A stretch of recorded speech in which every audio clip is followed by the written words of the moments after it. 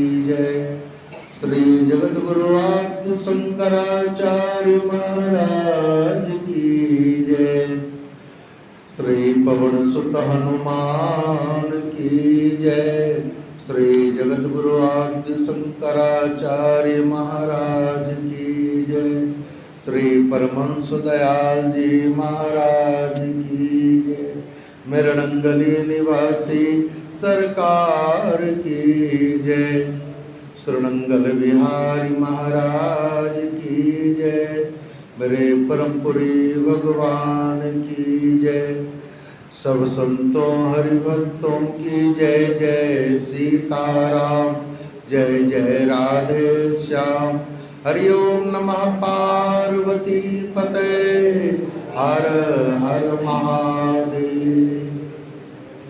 ओम शंकरं शंकराचार्यं केशवं वादरायणं सूत्रभाष्यकृतो वन्दे भगवन्तो पुनः पुनः।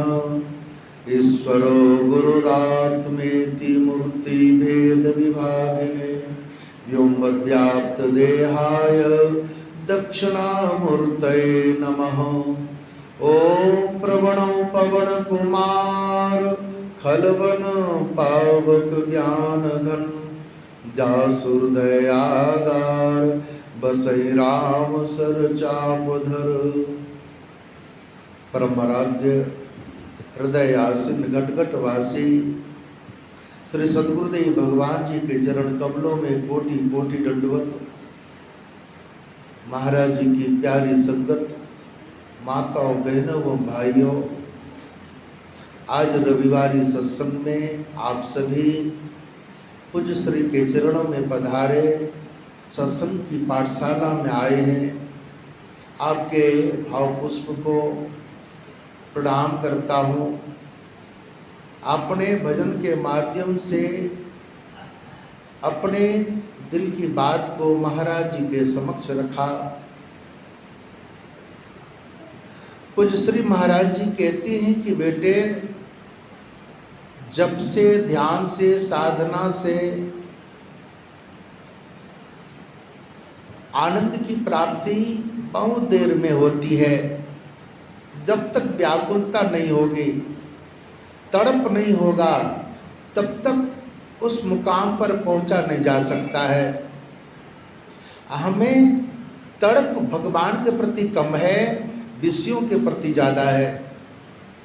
हमें तड़प है धन का, हमें तड़प है जन का, हमें तड़प है राग रिश्ते का, हमें तड़प है अपने दुनिया के बात विचारों का। लेकिन जब भगवान के लिए तड़प होगा, अपने इष्ट के प्रति तड़प होगा, तो वाकई में आनंद की प्राप्ति होगी, तभी भक्ति का आरंभ होगा। हमारा महाराज श्री कहते कि देखो, भगवान रामकृष्ण परमहंस महाराज जब माँ काली के मंदिर में, दक्षिणेश्वर काली के मंदिर में जाते थे, इतना व्याकुल हो जाते थे माँ के लिए। माँ के मंदिर में जाकर माँ माँ माँ माँ ऐसे करते थे कि माँ आज का दिन भी खाली चला गया, आपके दर्शन नहीं हुए। ऐसी तड़प जब होगी तब भगवान का दिग्दर्शन होगा, तब अपने इष्ट के प्रति आनंद की अनुभूति होगी, इष्ट के प्रति एक आनंद मिलेगा उनको पाने के लिए। जब तड़प होगी तो बच्चा जब रोता है तो माँ माँ माँ माँ करता है, माँ दौड़ कर जाती है, उसे खिलौना देता, उसे अनेक वस्तुएं देती हैं। अगर उसमें बच्चे ना उलझे तो माँ गोद में उठा लेती है और अपने आंचल के तले छिपाकर उसको दूध पिलाती है, सहलाती है, प्यार देती है। तो उसी तरह जिस तरह माँ अपने बच्चे को अपने आंचल में छिपा लेती है, वैसे भक्त जो होता है दुनिया का स्वभाव नहीं मांगते, दुनिया की वस्तु नहीं मांगते, सिर्फ माँ को ही चाहते हैं वो। और जब माँ को चाहना होता है तो माँ उसे देखती कि दुनिया के वस्तु से प्रभावित नहीं कर रहा, सिर्फ मैं ही इसके लिए हूँ। तो जब उनके लिए एक आधार हो जाता कि माँ, तो फिर माँ गोद में उठा लेती हैं। उसी तरह भगवान अपने भक्तों के लिए करते कि उन्हें दुनिया का स्वभाव देने को तैयार होते, लेकिन जब वो लेना नहीं चाहता, मुकर जाता, उससे हाथ से हटा देता उसे और भगवान की ओर अग्रसर होता है, तो भगवान उन्हें देखते हैं कि इन्हें कुछ चाहिए नहीं दुनिया का वस्तु, विषय वासना, तो उन्हें फिर अपना लेते हैं और फिर वह जीव शिव बन जाता है। वही शिव को पाने के लिए तो साधना की जाती है, अनेक विधान किए जाते हैं, व्रत, जप, होम, नेम, पूजा, सेवा, साधना, वो तड़प जगाने के लिए।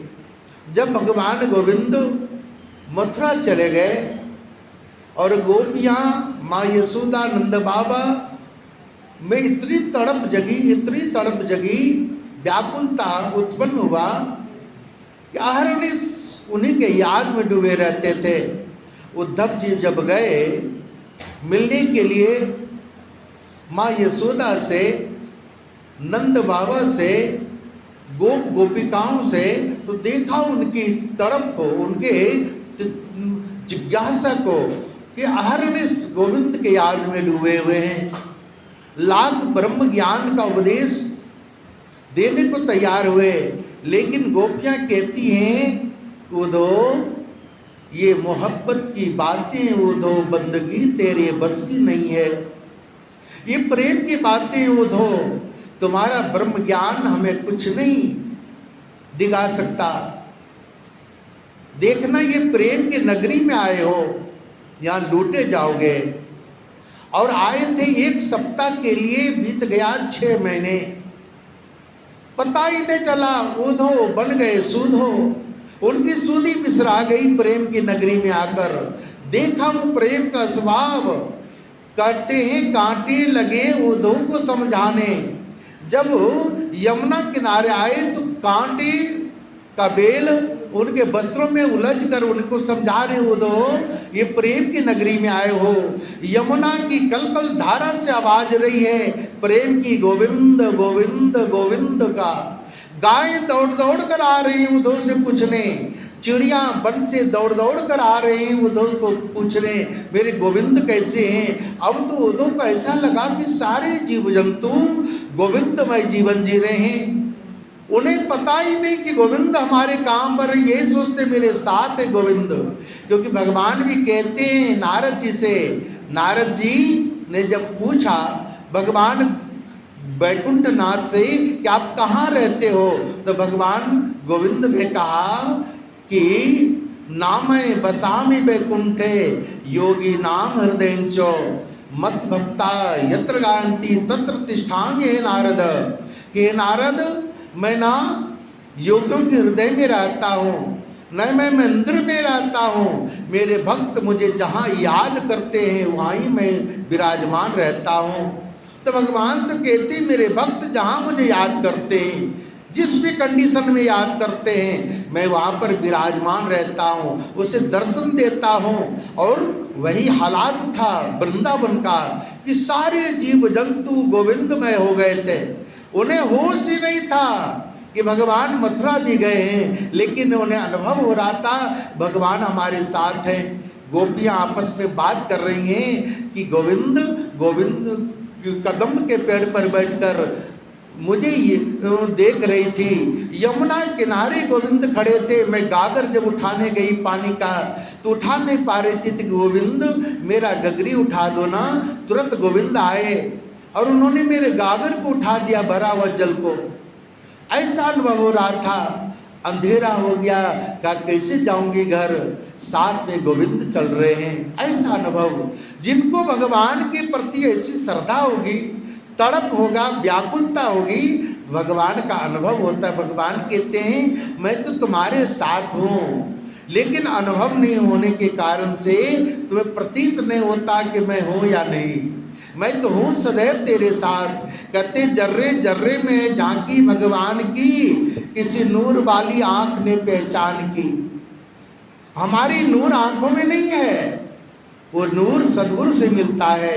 और सदगुरु जब नूर देते हैं कि सूझहि राम चरित मणिमानिक, गुप्त प्रगट जहाँ जो जई खानिक, कि जब भगवान का कृपा होती है तो दिव्य दर्शन दिखाई देता है, त्रिकुटी खुल जाता है, त्रिनेत्र जग जाता है और हर जगह परमात्मा ही परमात्मा दिखाई देते। सिया राम में सब जग जानी, सब में सिया राम में दिखाई पड़ता है। जैसे तुलसी बाबा को दिखाई दे रहा था, हर जगह सिया राम में।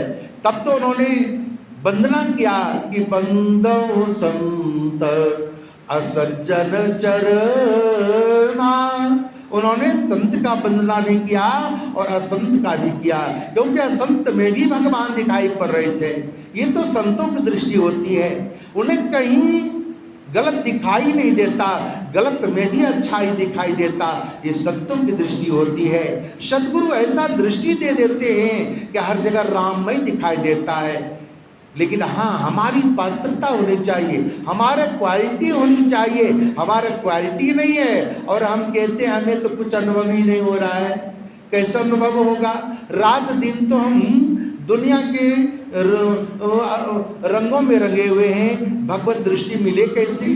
भगवत चिंतन तब होगी जबकि सद्गुरु के पूर्ण अनुयायी बन जाएंगे, उनके बताए हुए वचनों को मानेंगे, आज्ञा में जिएंगे, उनके उपदेशों पर विश्वास होगा, तब बात बनेगी कि सद्गुरु वैद्य वचन विश्वासा संयम यहन विषय की आशा।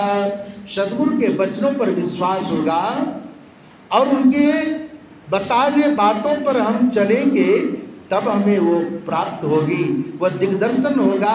और गोपियों को हुआ, बड़े बड़े संतों को हुआ, रामकृष्ण परमहंस महाराज को हुआ, अपने महापुरुषों को हुआ।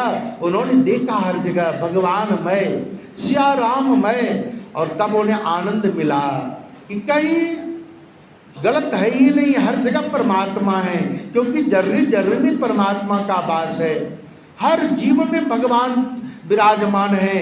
ये तब होती है जब सद्गुरु के वचनों पर विश्वास होता है, सद्गुरु के बताए हुए आज्ञा पर चलने पर विश्वास होता है, उनके बताए हुए रास्ते को अपनाने से होता है। लेकिन हमें यह विश्वास नहीं होता, कारण हमें अपने इष्ट के प्रति विश्वास ही नहीं, उनके वचनों पर विश्वास नहीं है। और जिनको विश्वास हुआ उन्होंने पाया।